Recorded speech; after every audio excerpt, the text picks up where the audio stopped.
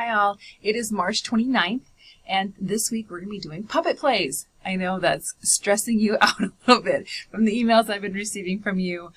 Some of you are a little bit panicked. Don't worry about it. We are just learning and we're all learning together.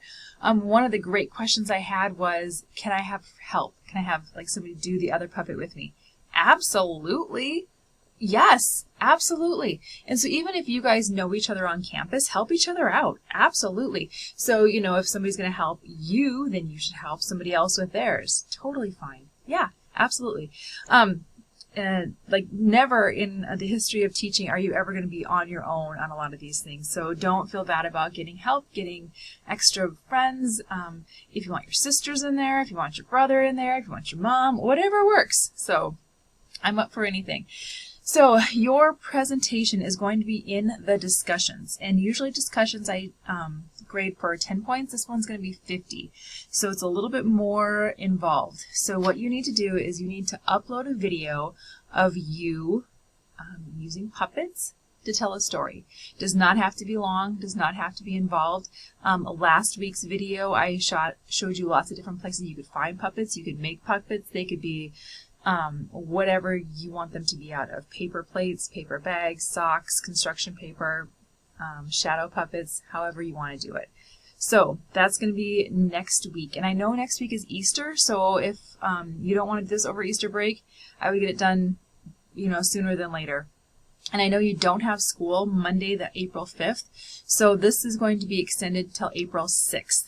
I will also put another video up in April 5th for the next part that we're going to be doing, but just let you know that you will have till April 6th to turn this in instead of April 5th. That's just changing it from a Monday to Tuesday. So usually we had it a late night Sunday, so we can start a new one on Monday. This time we're going to do it late night Monday, so we can start a new week on Tuesday. So hopefully it doesn't get too confusing for everyone. As always, I will accept late work, so just turn it in. So I'm also going to link a couple YouTube videos to how other people have done their puppet plays, and then you can kind of look at those and see if it's what you want to do, and get creative. It's going to be, I hope this is more of a fun thing than a stressed out thing. If you seem to be stressed out about it, just do the best you can. Last time we had videos, some of you were concerned about uploading them and how that works. Usually if you use Screencast, that's a pretty great one to use, and then you can just turn it into a YouTube video, or if you have something on your phone and just turn that into a YouTube video. That seems to be the easiest way to upload it. So that being said, puppet shows are going to be due the night of the 5th, the morning of the 6th, depending on when time you think is the morning. I think it's 11:59 is when we usually have them due, but like I said, if you want to throw it in there on the 6th, I'm totally fine with that because you do not have school on April the 5th. I believe that's true, April the 5th.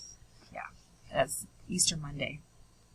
Okay, so while you're kind of working on that, and this is not due for this week, but this is for next week. This is our next book. It's called Coraline. And if you noticed in our content area in this class, there's nothing for an assignment in the assignment part or the class assignment part. This is going to be strictly on discussion. This book is written by Neil Gaiman, and he does a pretty fantastic job of doing the dark. Usually people are dead or zombies or another world in his book, and he wrote a book called The Graveyard Book. If you haven't had a chance to read that, that's pretty great. This is a pretty quick read. It's not going to take you too long, fairly short. This is about 5th grade level, 5th, 6th grade level, and so it shouldn't take us too long. Your assignment for this is to find 3 things that would be extension activities of this book. So that means, what would you do in your classroom to extend the activities in this book? This means you could do a worksheet, you could do an art project, you could do, and you don't have to actually do them, just tell us about them. And 3 things, so 3 extension activities. Not every book you're going to teach from, and not every book the students are going to learn from. Sometimes it's just entertainment value, but this one has got really cool things. If you notice, even here, how do you make the kids make shadow puppets? Maybe they can make a puppet play off of this.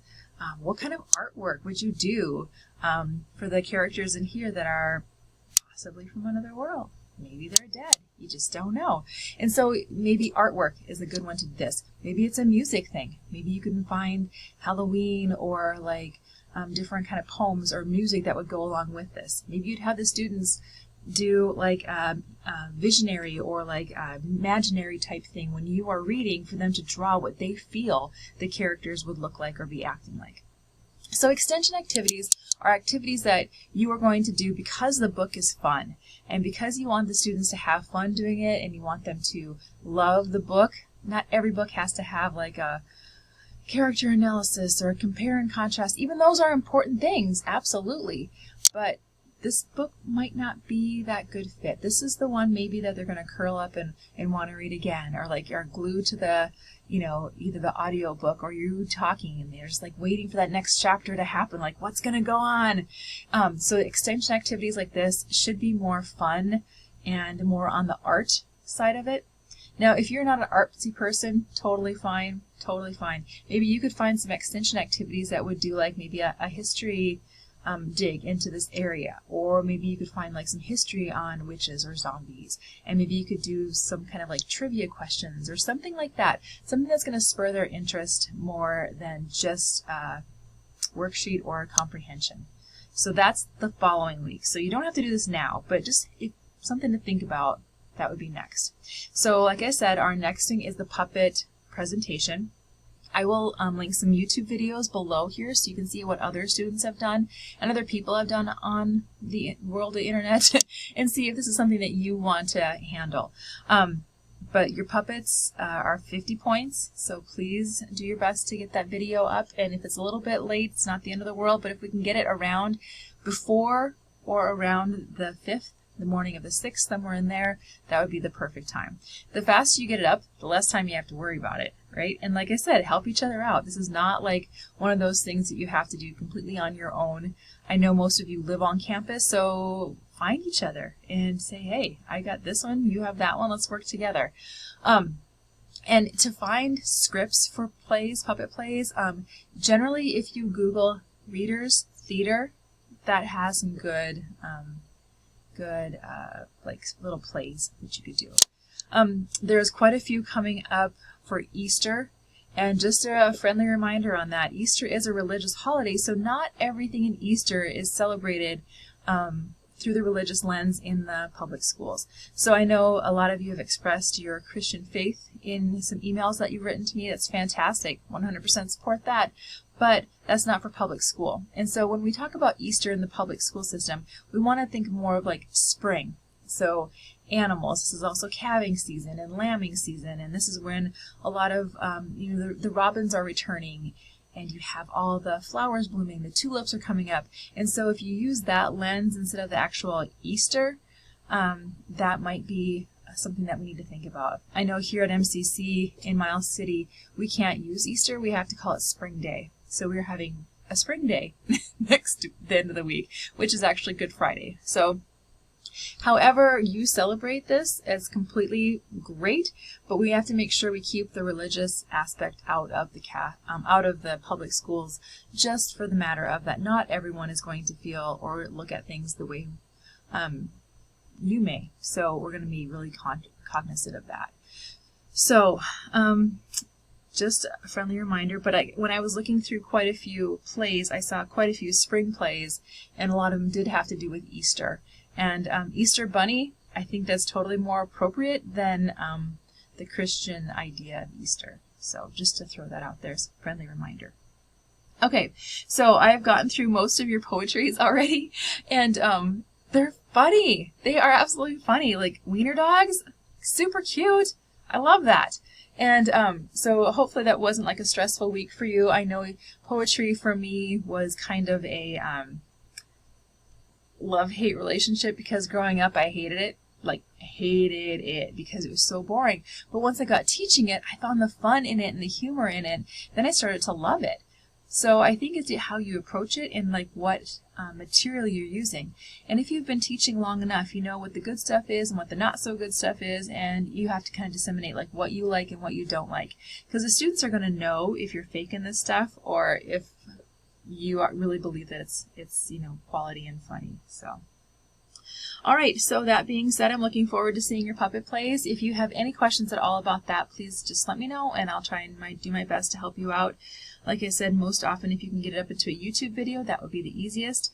The reason why we're doing a lot of videos because this is kind of how our world is right now. There may be times where you are teaching completely online, and so there's got to be some tools and tricks that you need to learn how to do and be comfortable doing to teach online, or to teach in front of a TV screen, or to teach in front of a computer where nobody's looking at you and you hope people are listening to you.